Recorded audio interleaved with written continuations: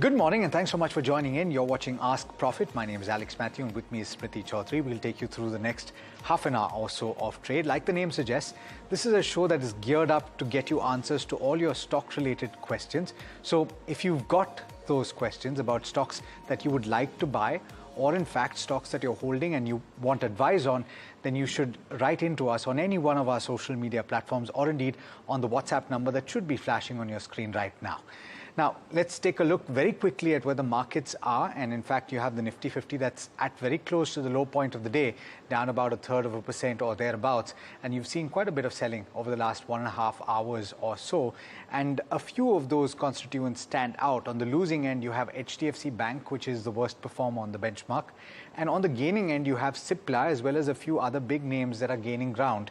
Cipla, for example, up over 7% at this juncture. And you have ICICI Bank, which is also doing particularly well on the back of its results. And in fact, it is the biggest contributor to the Nifty 50 at this juncture. The advanced decline ratio is now skewed in favor of the declines. That has changed in the span of the session so far. It started off with the advances in the winning seat. But we're focusing on one particular stock that is losing significant ground today. In fact, it was the stock of the day. We spent quite a while discussing this. This is Zee Entertainment. It is now hit a 20% lower circuit. It earlier hit a 15% lower circuit. But to tell you about where we stand right now, of course, the headline is about the deal having fallen through with Sony's announcement. But Tamanna is joining in to tell you the story behind that headline. Tamanna, what can you tell us? Well, thank you, Alex. Remember, we broke this story first on India Market Open, before markets opened, and you've seen the tumble in the stock now at its third socket for the day, at 20% down. And remember, the target price for Zee has reduced as low as 170. There are some brokerages out there who are looking at 130, at least a 25% knock. So that's happening as we speak. Now, what are the exclusive details we have? It's about how this negotiation, which went on really for 3 years and 4 months, finally ended despite a 1-month extension. Remember, till about 20th of Jan, good faith negotiations were still on between the two parties. But at the end of it, it came down to 3 rejections from Sony's side that actually pulled the plug. First, 2 rejections of proposals from Zee, and the 3rd rejection on a request for extension of timeline. So first, let's tell you what the 2 proposals were. The first proposal by Zee, and remember, these details you saw exclusively first on NDTV Profit, was that let the merger go through as approved by shareholders, which meant the merged entity would first begin with Puneet Goenka at the helm. But going forward, there would be a conversation. They'd sit across the table from each other and actually negotiate the hunt for a neutral CEO, one that would be acceptable to both sides, Zee and Sony. This proposal was rejected by Sony. Let's come to the second proposal, which was that Puneet Goenka will step down. And this is important because that was the bone of contention.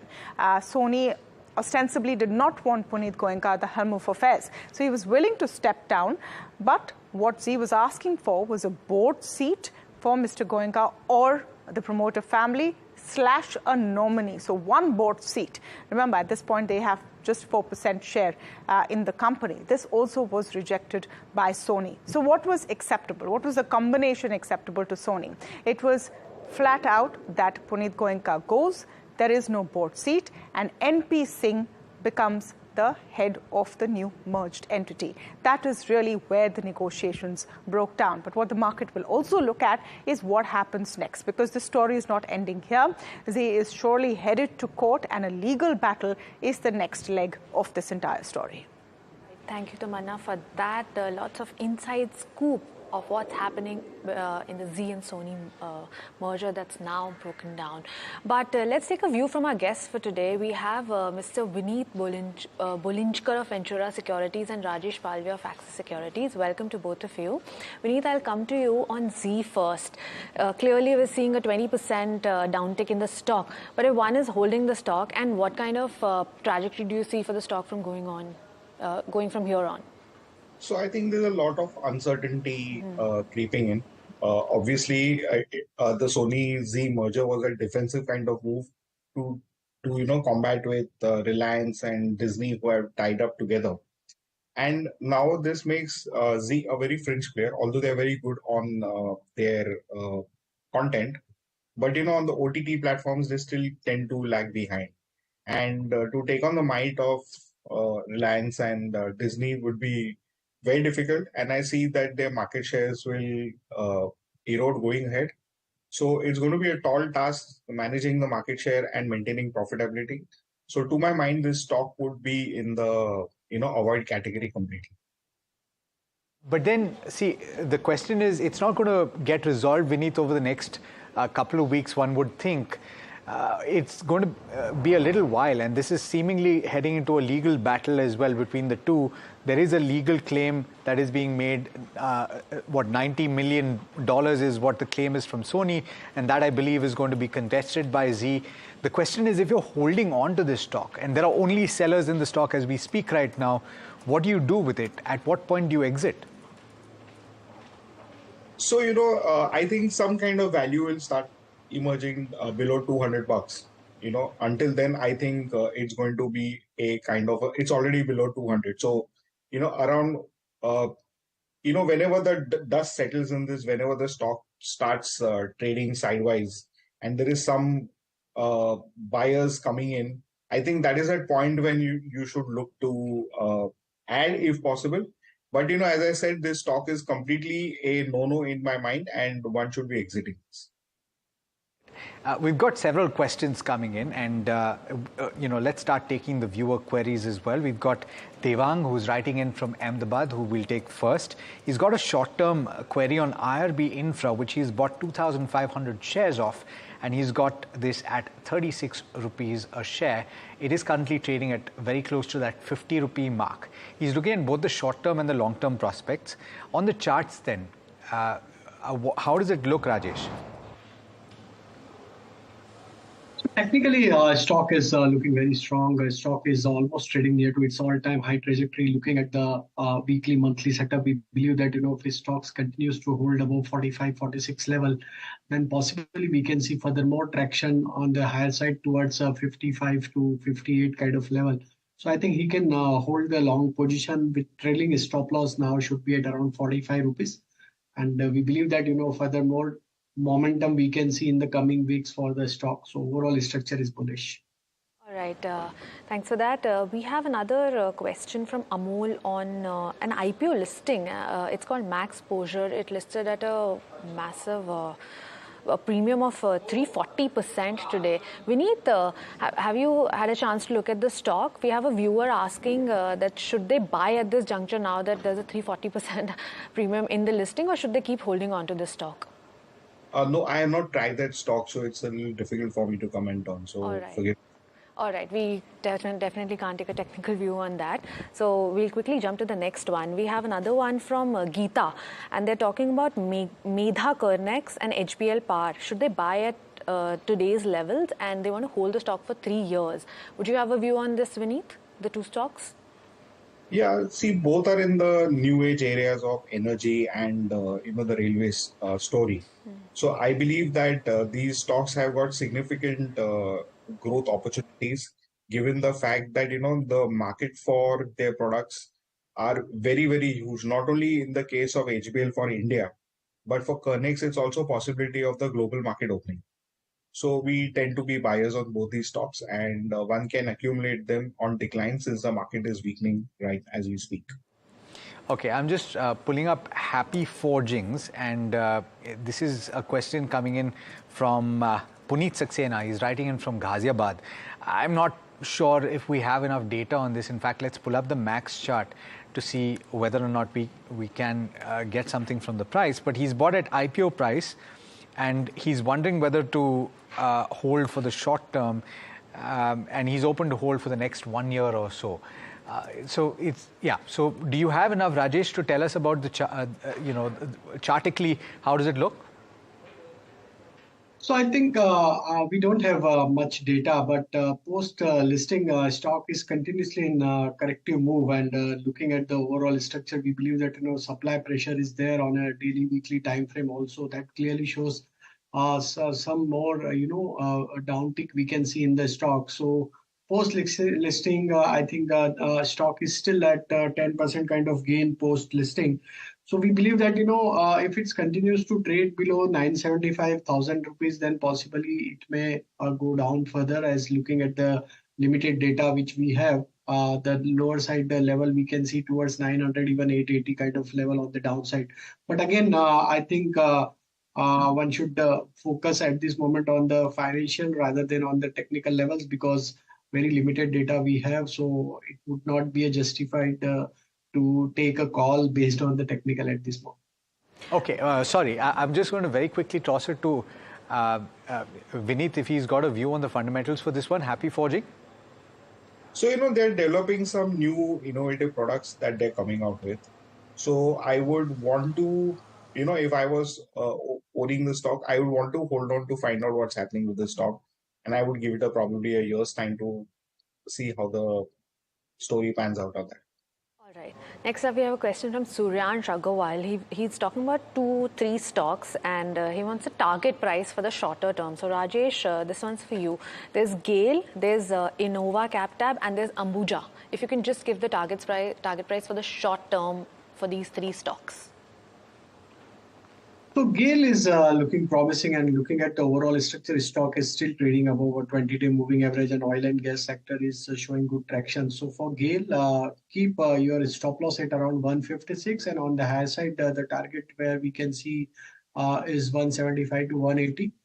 Ambuja Cement, some corrective move is taking place, but still, if we analyze the overall structure for the stock, stock is in bullish trajectory for near-term to short-term perspective also. So 515 should be your stop loss to hold your long position. On the higher side, once stock crosses above 545, 550 mark, then possibly we can see a target towards 580 on a short to medium term perspective. Third one is Innova CapTab. Okay, so this stock is consolidating since last couple of trading sessions, though we don't have much data for the stock, so we can't comment on a short to medium term. But at this moment, the stop loss should be at around 500, whatever limited data which we have. 500 should be your stop loss, and on the higher side, 545, 560 is the key resistance area. If stocks process those levels, then we can see good traction towards higher side on the 590 or 600 zone also. Okay. We've got several questions which we have to take, but we have to slip into a very quick break. We'll start with a question on the Bank Nifty. Manohar, do stay tuned, and everybody else that has written in also stay tuned. We'll be back before you know it.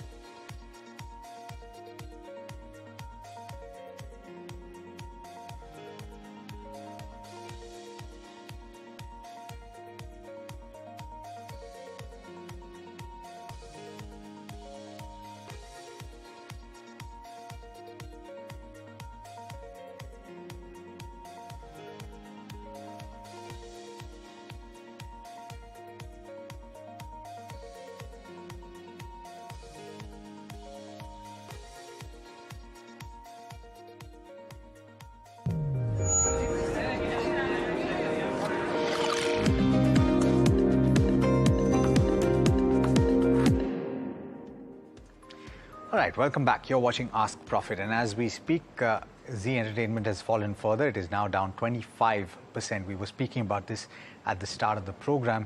And in fact, we did get the advice from both our experts. Let's take a question on the Bank Nifty then. And it is a question from Manohar. He's looking for the outlook on Bank Nifty. He's got a, if I'm interpreting this correctly, he's got a 46,100 call. And this is the current expiry that he's talking about. What's the view, Rajesh, on this particular strike? So I think 46,100 is difficult at this moment to again, come in the profit for this expiry, because now we are slipped below to 45,500. That was the major put-based concentration. That clearly shows that, furthermore unwinding activity we can witness in the Bank Nifty as all large cap banking stocks are, showing profit taking since opening. And looking at the near-term structure, that clearly shows that, for this expiry, 46,100 strike is difficult to again, come in the profit. So I think if some premiums are there, he can exit at this moment because looking at the near-term structure, we believe that, furthermore pressure we can see towards 45,200 also. The major supply zone, looking at the call concentration, is now looking at around 45,600, 45,700. These all strikes are attracting more call writing activity. So these are challenging level for any kind of pullback action in the near term for towards this expiry. Significant pressure on account of HDFC Bank as well, Smriti. Right, but that's kind of faded now. We're seeing good earnings from a couple of other private banks. Anyway, let's move on. We have Faraz Khan who's talking about railway stocks. Now, Vinit, we've already seen quite a run-up in railway stocks. Some of them look expensive as well. Would you suggest an entry into these stocks and any specific stocks that you're constructive on? No, I think as a pack, they've run up too far, too fast. And, to digest them, like, IRFC at 80, we thought 80, 85 levels, we thought it was, kind of richly valued. And today it's double from there. So I think we can see some substantial corrections coming in these stocks. And we should just wait a while because it is a parabolic move and you don't know when the bottom will be reached. So it's just better to book your profits and sit on the sidelines. Okay, speaking of railway, we've got RVNL as well, which is down quite significantly today, right? And a lot of these stocks, as you pointed out, have gained quite significantly. We've got a viewer, Rakesh, who's tuned in from Delhi, and he's asking about RVNL, which he bought at levels of 307, and Shriram Properties as well, which he's bought at levels of 111, as well as Bank of Maharashtra at levels of 36. So very distinct choices that he's made. Vinit, anything to add on RVNL and the other two stocks that I mentioned? So RVNL, definitely, I'm not a buyer at these prices. I think if he's bought on top, if he can take early losses, then probably getting out of this stock would be advisable. Bank of Maharashtra, we are fairly constructive. We think that it is one of the best managed PSU banks, with very, very strong fundamentals, low NPAs. They've got 1,000 crores of excess provisioning, 25% growth rates, and adequately capitalized. So we think that the bank can run the course. Its cost of funds is also not a challenge, despite the other banks finding it difficult. So I think this is top in the pecking order in the banking sector, and you should continue to hold on to this. All right. And the third stock that you mentioned was? Shriram Properties, I believe. Yeah. So Shriram Properties is, I think he is in the money out here. And while the street is very positive on this stock, I was never that positive. I've looked at it deeply. And, from 80 bucks, I had found it overvalued. So I could have been wrong on this trade. But I think it would, if I were him, I would not be holding this stock. All right. We have a question from Amit Rastogi, and they're talking about Angel One. Now, we're seeing a little bit of downtick in the stock today because it's trading ex-dividend. They've declared a dividend of about 12.5 rupees, if I'm not wrong. Vinit, what's your long-term buying range for this stock? That's the question that Amit is asking. I think 2400 to 2500 is where I would be comfortable buying the stock. And Rajesh, would you have a buying range as well for the shorter term maybe? So on a short-term basis, stock is this is the second consecutive week where we are seeing supply pressure is there in the stock, and stock has corrected significantly in last couple of trading sessions. Looking at the near-term, short-term structure, we believe that the next important support area in this down move is towards 2950 or 2900 kind of level. So trading for trading perspective, one can wait for another 100-150 rupees down tick. Then one can look to buy near 2900 with stop loss of 2850. Colgate Palmolive is the next counter that we're looking at, and let's in fact pull up the chart. It's down about 2% or thereabouts. We got Shubham Bharadwaj from Sundarnagar, Himachal Pradesh writing in. He's bought 25 shares at 2536, and it is above the current market price. The question is, Vinit, how did you look at the numbers? Were they positive, and should you hold at this level? So they were more or less in line with what we expected. And I think you should continue to hold. I'm a strong believer that the India rural growth story will pan out from the coming quarters. And so if you bought this from a very short-term perspective, then I think the technical view would be much more valid. But if you got in from a fundamental point of view, I think that, you should hold on to this stock. And we will see some good gains coming in the coming couple of years. All right, that's all the time we have today on this edition of Ask Profit. Thank you, Vinit and Rajesh, for joining us and for answering so many questions. And viewers, we'll be back tomorrow, same time at 11:30 a.m. But lots more coming up on NDTV Profit.